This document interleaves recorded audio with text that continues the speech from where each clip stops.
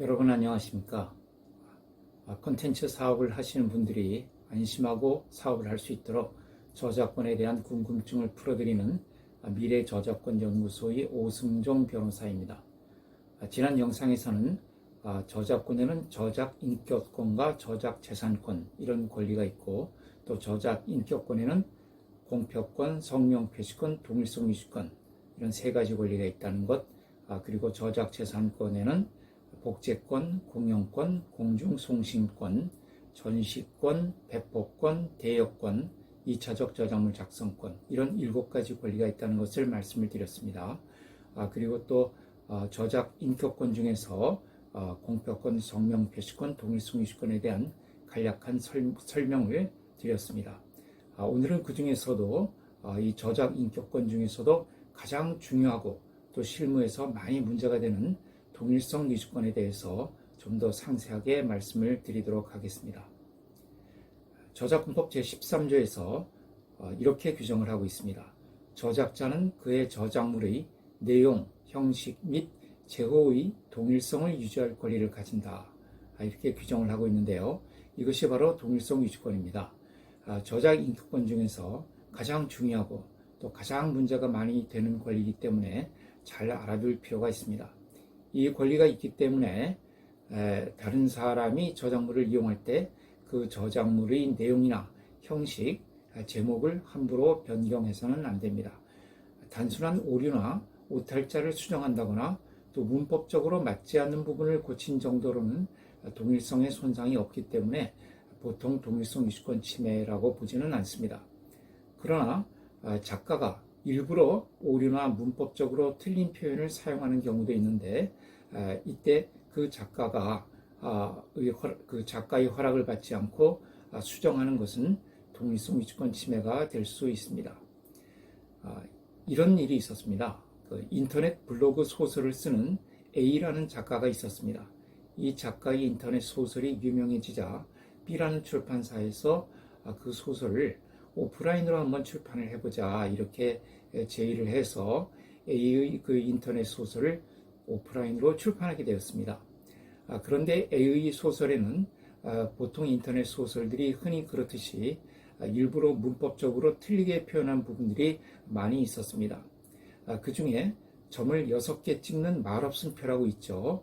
이 말없음표를 일부러 그 점을 6개가 아니라 수십 개, 한 페이지 가득 찍어서 그렇게 표현한 부분이 있었는데, 출판사에서 교정을 보는 직원이 이 부분을 맞춤법에 맞도록 점 6개로 수정을 했습니다. 그러자 A는 자기가 일부러 맞춤법하고 다르게 표현한 부분을 허락 없이 수정을 했다. 이것은 동일성 유지권 침해라고 하면서 한국저작권위원회에 분쟁 조정을 신청하였습니다. 이 작가 A는 자기는 그냥 말이 없는 정도가 아니라 지극히 말이 없는 상황을 표현하기 위해서 일부러 점을 한 페이지 가득 찍어 놓은 것인데, 그것을 일반적인 말없음표 점 6개로 수정한 것은 자신의 의도를 왜곡한 것이고 작품의 동일성을 손상시킨 행위라고 주장을 했습니다. 아닌 게 아니라 그 점을 한 페이지 가득 찍어 놓고 보니까 그냥 말이 없는 정도가 아니라 아주 대단히 지극히 말이 없는 그런 상황이라는 것이 시각적으로도 느껴지는 면이 있었습니다. 결국 출판사에서 사과를 하고 A가 원하는 일정한 사후 조치를 취하는 것으로 결론이 내려졌습니다. 유튜브에 보면은 자기개발 서적 같은 것을 요약해 주거나 또 신문 등 이런 언론사 기사를 편집해서 알려주는 동영상 콘텐츠를 많이 볼 수가 있습니다.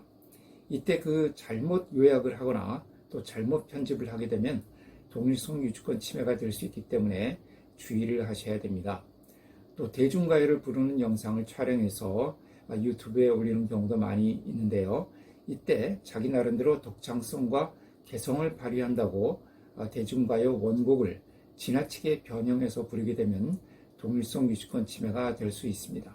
우리 흔히 이야기하는 커버 뮤직 같은 것이 바로 이런 경우지요. 또 요즘 인기를 끌고 있는 그 오디션 프로그램, 불후의 명곡이라든가 복면가왕 이런 프로그램에서는 그 출연자들이 개성을 발휘하기 위해서 기존 대중가요를 상당히 변형해서 부르는 경우가 많이 있습니다.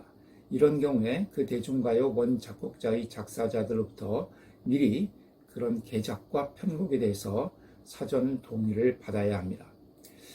특이한 것은 동일성 유지권 침해가 되기 위해서는 그 변경에도 불구하고 원래 저작물의 본질적 특징은 유지되고 있어야 한다는 점입니다. 변경의 정도가 너무 심해서 원래 저작물이 그 본질적 특징을 아예 느낄 수 없을 정도로 변형이 되었다면 오히려 동일성 유지권 침해가 되지 않습니다. 그런 경우는 원래 작품을 변경한 것이 아니라 아예 완전히 새로운 작품을 만든 것으로 보기 때문입니다.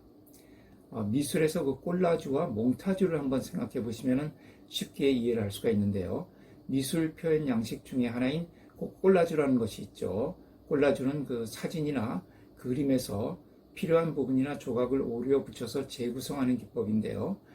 예를 들어서 잡지책 화보 사진 한 장을 아주 잘게 찢어서 콜라주 작품을 만들게 되면 그 원래 있던 화보 사진의 본질적 특징은 전혀 느낄 수 없게 되죠. 이렇게 되는 그 콜라주 작품은 그 화보 사진을 변형한 작품이 아니라 아예 새로운 작품이 되는 것입니다. 따라서 화보 사진으로부터 만들어지긴 하였지만 화보 사진에 대한 동일성 유지권 침해가 되지는 않습니다. 그래서 그 화보 사진 작가로부터 이런 그 변형에 대한 허락을 따로 받을 필요는 없습니다. 번역이라든가 편곡, 변형, 각색, 영상화 이런 방법으로 원래 작품을 변형해서 만들어진 작품을 2차적 저작물이라고 합니다. 2차적 저작물 아주 중요하기 때문에 제가 다른 영상을 통해서 또 상세하게 설명을 드리도록 하겠습니다. 이런 2차적 저작물을 만들게 되면 동일성 유지권 침해가 될 건지 그런 문제가 있습니다. 이것도 매우 중요한 문제입니다. 예를 들어서 토지라는 소설을 영어로 번역을 하거나 영화로 만들면 당연히 원작품인 소설에 일정한 변경이 일어나게 됩니다. 그렇게 되면 이런 번역이나 영상화를 통해서 2차적 저작물을 작성하는 것이 동일성 유지권 침해가 되는 것일까요? 물론 원저작자로부터 번역이나 영상화에 대한 허락을 받았다면 그 허락 속에는 번역 또는 영상화하는 범위 내에서 변경을 해도 좋다는 허락을 받은 것이기 때문에 큰 문제가 되지는 않습니다. 그런데 허락을 받지 않고 번역이나 영상화를 했다면 동일성 유지권 침해가 되는 것인가의 문제입니다.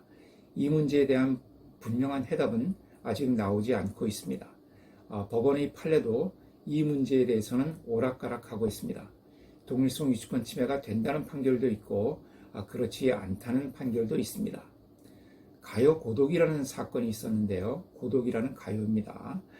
이것이 이제 동일성 유지권 침해를 인정한 사례인데 방송사가 가요 드라마라는 단막극을 방영하면서 원 작곡자, 이 고독이라는 가요의 원 작곡자 동의 없이 이 가요곡을 편곡을 해서 아코디언과 전자 오르간 등의 악기, 또 휘파람, 콧노래 등으로 연주하게 해서 드라마의 주제 음악과 배경 음악으로 이용한 사건입니다.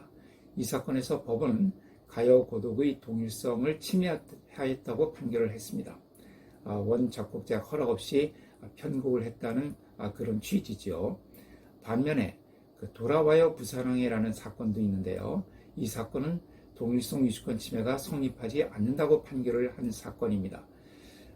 그 조용필이라는 가수가 불러서 국민가요가 된 그 돌아와요 부산항해는 원래 돌아와요 충무항해라는 가요의 가사 부분을 변형한 2차적 저작물이라고 합니다.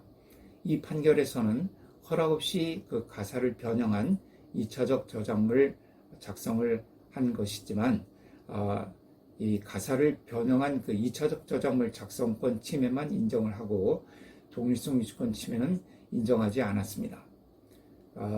인터넷 뉴스 기사를 검색을 해보면 이 사건은 1심 판결 이후에 원작자와 침해자 사이에 2억 원을 제공하는 것으로 합의가 이루어졌다고 합니다. 어쨌든 이렇게 판결이 엇갈리고 있기 때문에 업계에서는 혼란이 있을 수밖에 없습니다. 어느 쪽이든 분명한 기준을 마련해서 허락 없이 2차적 저작물을 작성을 했을 때 동일성 유지권 침해가 되는지 안 되는지 이 부분을 분명히 정리해 줘야 할 필요가 있다는 생각이 듭니다. 요약을 해보면은 동일성에 손상이 없을 정도의 사소한 변형, 예를 들어서 단순한 오탈자를 수정한 정도만으로는 보통 동일성 유지권 침해가 되지 않습니다. 반면에 그 변경이 지나쳐서 원래 작품이 본질적 특징까지 완전히 사라져버리게 되는 정도에 이르게 되면 그때는 아예 새로운 작품이 되어버리기 때문에 역시 동일성 유지권 침해가 되지는 않습니다. 결국 동일성 유지권 침해가 되기 위해서는 동일성이 손상이 될 정도로 어느 정도의 변형은 이루어져야 되지만은 그 변경에도 불구하고 원래 작품이 본질적인 특징은 느낄 수 있어야 됩니다. 그러니까 아예 본질적 특징 자체가 사라져버리면 그건 새로운 저작물이 되기 때문에 동일성 유지권 침해가 되지 않고 또 단순한 오탈자 정도의 변경만으로는 동일성이 손상되지 않기 때문에 역시 동일성 유지권 침해가 되지는 않는 거죠. 그러니까 동일성이 손상될 정도로 변경이 이루어지고 또 그러면서도 원작의 본질적인 특징이 느껴질 정도의 그런 그 유사성은 가지고 있어야 동일성 유지권 침해가 된다고 말씀드릴 수가 있습니다. 또 부득이한 경우, 어쩔 수 없는 경우에는 동일성 유지권 침해의 책임이 면제되는 경우가 있습니다. 예를 들어서 컬러 사진을 흑백으로 그 출판하는 서적에 게재를 하게 되면은 컬러 사진을 부득이 흑백으로 인쇄할 수밖에 없죠. 이런 부득이한 경우에는 동일성 유지권 침해가 되지가 않습니다. 또 어떤 그 기술적인 그런 한계 때문에 부득이 변경을 할 수밖에 없는 경우도 있습니다. 예를 들어서 과거에 보면 그 TV가 이제 브라운관 TV로 되어 있었죠. 이런 브라운관 TV는 그 내 모퉁이가 조금 동글동글하게 이렇게 되어 있는데 그 극장용 영화를 이 TV에서 방영을 하다 보면은 이 브라운관이 갖고 있는 그런 이제 그 형태적인 특성 때문에 그 내 귀퉁이가 조금 동글동글하게 이렇게 잘리게 되죠. 뭐 이런 부분들은 어쩔 수가 없다는 겁니다. 그런 부분까지 동일성 유지권 침해가 된다고 보지는 않고요. 또 가창 기술의 미숙 때문에 부득이하게 변경하는 경우, 예를 들어서 제가 음치예요. 음치를 해서 노래를 잘 못 불러서 다른 사람의 노래를 좀 틀리게 불렀더니 그거 동일성 유지권 침해다. 이렇게 되면 좀 곤란하겠죠. 노래 못 부르는 것도 서러운데 동일성 유지권 침해의 책임까지 져야 된다면은 좀 억울한 면이 있을 겁니다. 그래서 이렇게 그 가창 기술의 미숙, 또 여러 가지 기술적인 제약 때문에 어쩔 수 없이 부득이하게 변형해서 처리하게 되는 것들은 동일성 유지권 침해가 아니라고 보고 있습니다.